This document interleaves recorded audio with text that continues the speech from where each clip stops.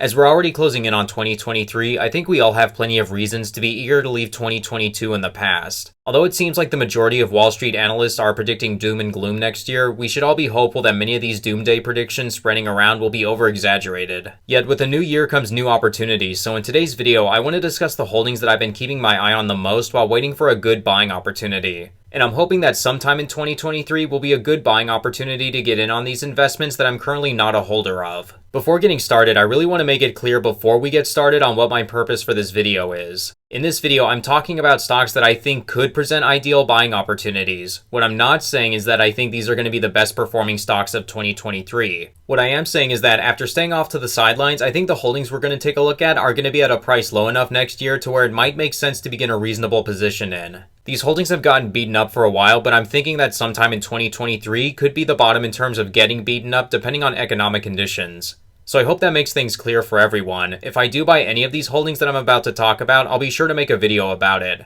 Now with that out of the way, let's go ahead and get started. The first holding that I've been waiting to invest in is the PIMCO Dynamic Income Fund, ticker PDI. It's a closed-end fund that invests in multiple fixed income sectors, including non-agency, residential, and commercial mortgage-backed securities and below investment-grade securities. The fund primarily invests in investment-grade and high-yield corporate bonds, developed and emerging market corporate bonds, and sovereign bonds, to name a few. PDI seeks current income as a primary objective and capital appreciation as a secondary objective. It's a monthly dividend-paying stock that was launched back in May of 2012, and since then it's always paid between 17 cents and 23 cents per share per month in dividends. Right now their stock trades for $20.37 per share, and it offers an insanely high dividend yield of 12.99%. The share price of PDI has really gotten beaten up as of recently, and I want to explain what's been going on here. Between 2012 and 2020, PDI had a flatlining share price, all the while offering an exceptionally high monthly dividend. Then we had the COVID plunge where the share price fell dramatically, and now going into 2022, PDI has kept falling in share price. I made a video about PDI about a few months ago in which I went into more detail about PDI's holdings. This is a closed-end fund that's really heavily impacted by interest rates. As long as interest rates keep rising, then the NAV of this fund is also going to continue to fall. But once the Fed stop raising interest rates, then the value of the assets inside of this fund should start to recover and we'll see the share price go back up again.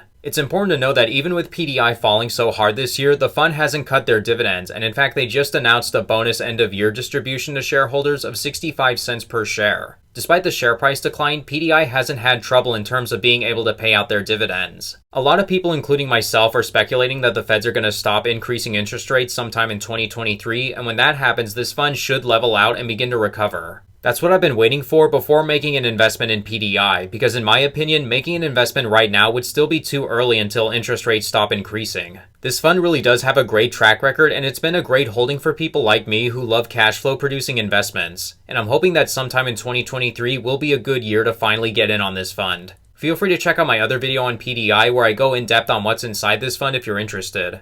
The next stock I'm watching in 2023 is SL Green Realty Corporation, ticker SLG. SLG is Manhattan's largest office landlord that focuses primarily on acquiring, managing, and maximizing the value of Manhattan's commercial properties. As of December 31st, 2021, SLG had 73 properties in their portfolio with an enterprise value of $15.3 billion. Their properties are made up of more than 34.9 million square feet and have 869 office tenants. The company was founded back in 1997 and they earn a combined yearly revenue of more than $1.3 billion. On top of that, this company has had the same CEO for the majority of their existence.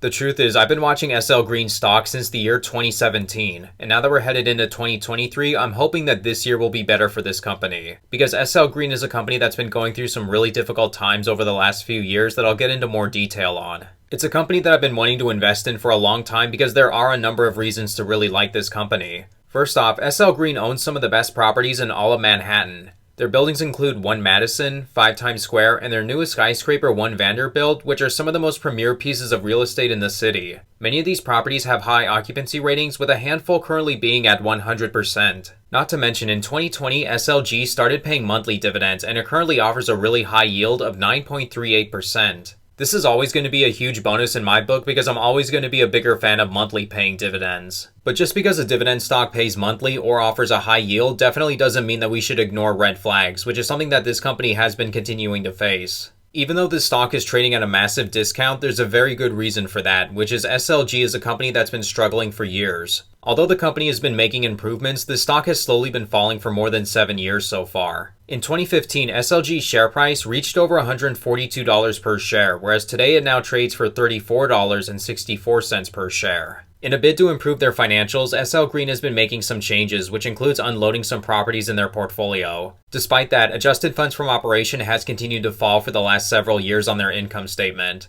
Perhaps unsurprisingly, earlier this week the company announced a dividend cut, going from roughly 31 cents per share to now 27 cents per share. With falling free cash flow from fewer properties, I didn't think it was a big surprise, but it's still unfortunate. But what I thought was surprising was the fact that during the pandemic this company didn't have to cut their dividend. Despite working from home becoming more popular, their high-end buildings still have extremely high occupancy ratings. So in my mind, going forward, there are a couple considerations to keep in mind before making an investment. First, we need to see how serious this recession is going to be next year. Even though I don't think we're going to go through another 2008 recession in terms of seriousness, I can see SLG suffering throughout a lot of next year. Secondly, another reason why I never invested in this stock is because it's an office REIT, and I've never been a fan of office REITs. Fortunately, SL Green might be expanding their portfolio into other areas now. In October, the company announced that they're actually trying to open a casino in Times Square with Caesars Entertainment. So we'll have to see if that plan of theirs actually pans out. In summary, I don't know if I'll be buying SLG after 5 years of waiting or if I'll keep staying on the sidelines. The good news is that even with the dividend cut, SLG is still currently offering a really high dividend yield of over 9%. But what I also think needs to be kept in mind is that insiders haven't been buying more shares of their own stock.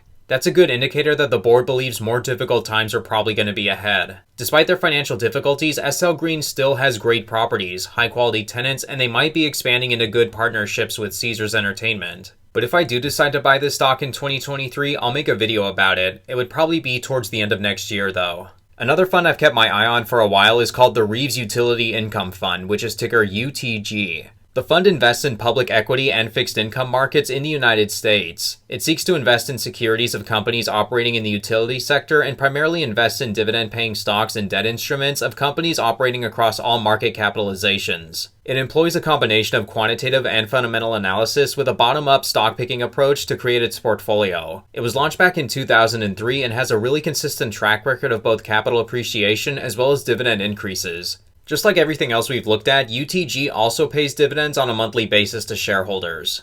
There's a few reasons why this fund has been really appealing to me for a while. First, its performance. It has an almost 20-year track record of no dividend cuts. Even during the financial crisis, this fund didn't reduce their dividends, which is really good. Most closed-end funds don't offer much growth, but UTG has been an exception. They've been able to keep increasing their dividends as well as offer share price appreciation over the years. It's been a really good blend for both higher cash flow and some growth. Its dividend yield is much lower than PDI and a lot of other funds at just 7.59%, but this is still really high by most people's standards. A second reason why I've been looking at this fund is because it provides exposure to utilities. As of the making of this video, the only exposure that I have to this sector is what's in SCHD. This fund invests in a wide range of different utility companies, so it does provide good diversification across this whole sector. But similar to PDI, UTG has also been struggling this year thanks to rising interest rates. When the Feds raise interest rates, it does negatively impact the utility sector. First, it becomes more expensive to borrow money, which obviously isn't unique to utilities, but what is unique is that companies in this sector can have very large capital expenditures and high debt levels.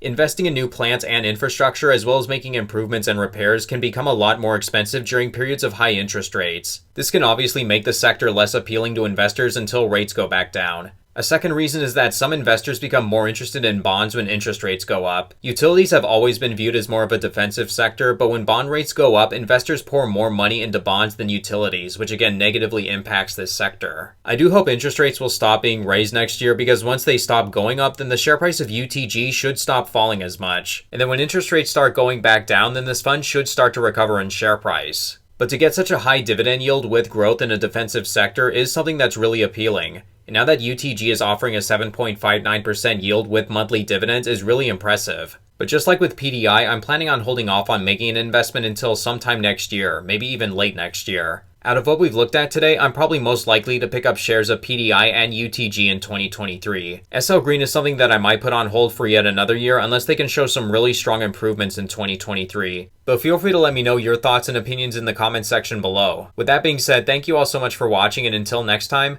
take care.